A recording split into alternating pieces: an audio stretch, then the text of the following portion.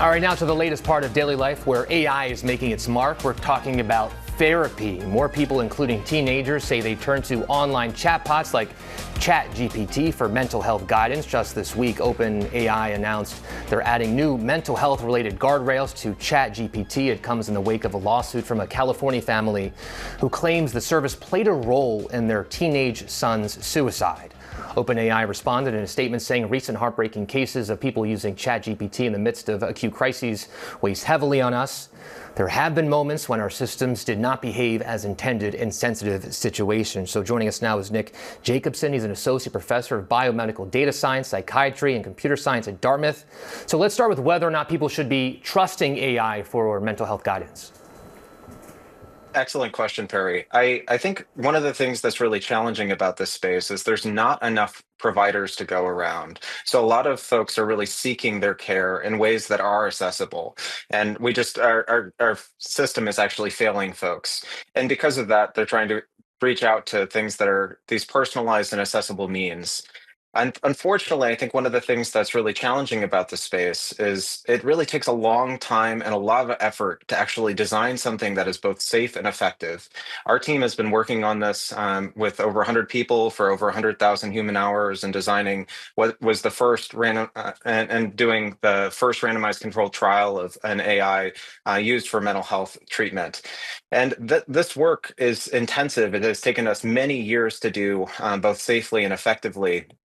And so I do think that this care can be delivered in AI in a safe and effective way. We have evidence of that in our first randomized controlled trial, that there were really large symptom reductions in depression, anxiety, and eating disorder symptoms in our randomized controlled trial.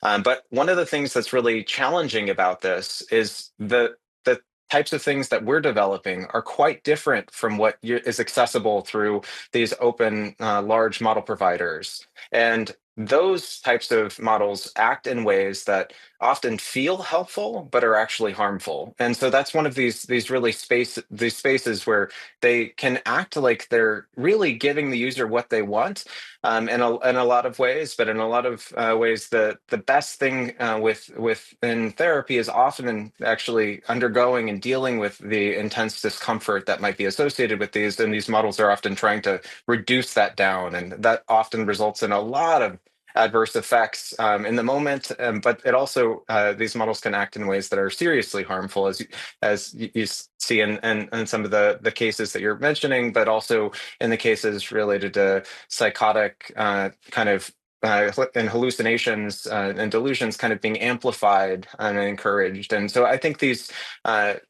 is something that I think folks should really appreciate the degree of harm that they could experience, and sometimes really unknowingly. And I think that's part of the case of what makes this space particularly difficult. It can feel helpful, but they have some of the same levels of challenges of something like the danger of the open internet, but they have a lot of polish in them.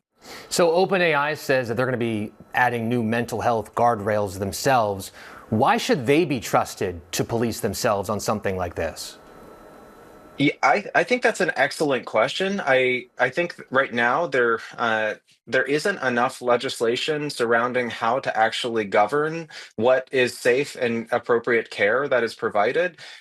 A lot of this on the federal level is enacted based on claims that folks are making, and a lot of these large model provider companies are aware that their models are being used for treatment, but they aren't advertising them that way. And so things like the FDA, which is the long-standing way that something like this would be regulated in the case they were making claims, is really not actually governing that, because they're not making the claims that it's safe and effective or something along those lines for different types of conditions.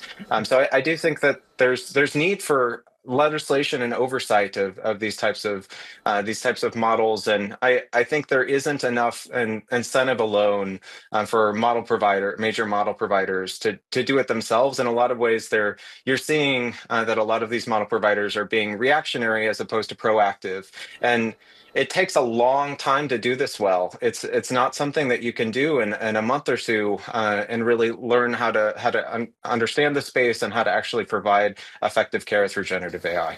Nick Jacobson, thank you for that very important story. Appreciate your time.